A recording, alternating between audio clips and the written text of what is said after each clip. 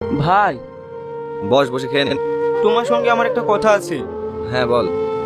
বলছি আমি আর শ্রাবণী ওর বাপের বাড়ি চলে যাচ্ছি। বিয়ে যখন করেছিস অষ্টমঙ্গলা তো করতেই হবে। ঠিক আছে যা। ভাই, আমি অষ্টমঙ্গলা করতে না, আমি ঘর জামাই হিসাবে যাচ্ছি। কি?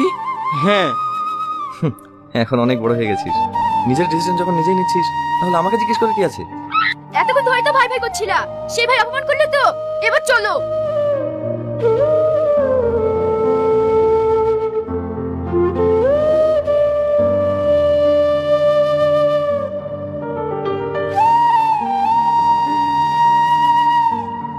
ও আমাদের সোনার সংসারটাকে ভেঙে শেষ করে দিল।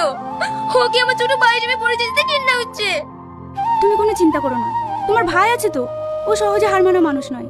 খেয়ে নাও।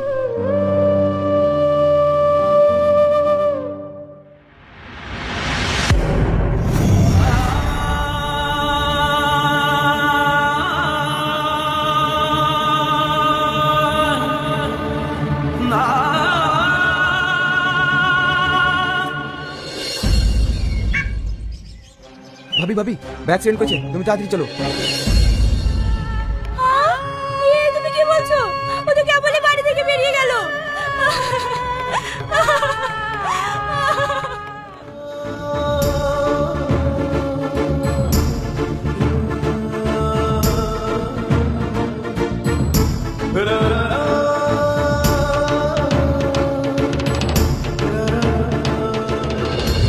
সেই থেকে আমি হ্যান্ডিক্যাপ হয়ে গেছি, আমার সোনার সংসার ভেঙে নষ্ট হয়ে গেছে। আমি তো তোর কথা শুনে অবাক হচ্ছি, শফিক তোর সাথে এটা করেছে? ওর দোষ না রে, সবই আমার কপাল।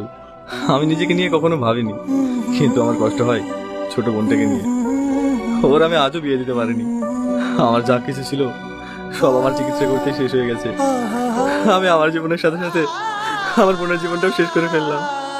কাঁদিসনি, তোকে আমি একটা কথা বলছি শোন।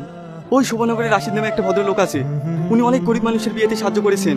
তুই একবার ওনার কাছে যা, গিয়ে তোর সব কথা খুলে বল, ও নিশ্চয়ই তোকে সাহায্য করবে। উনি খুব ভালো মানুষ।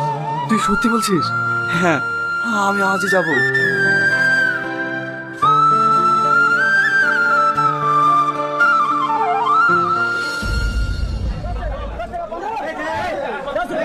ভাই, ইলিশ মাছ আছে?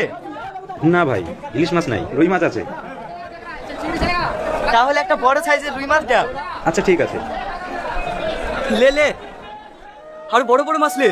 নিজের ভাইটা ভিক্ষা করে সংসার চালাচ্ছে, আর তুই বড় বড় মাছ খা।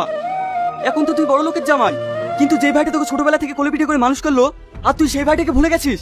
সে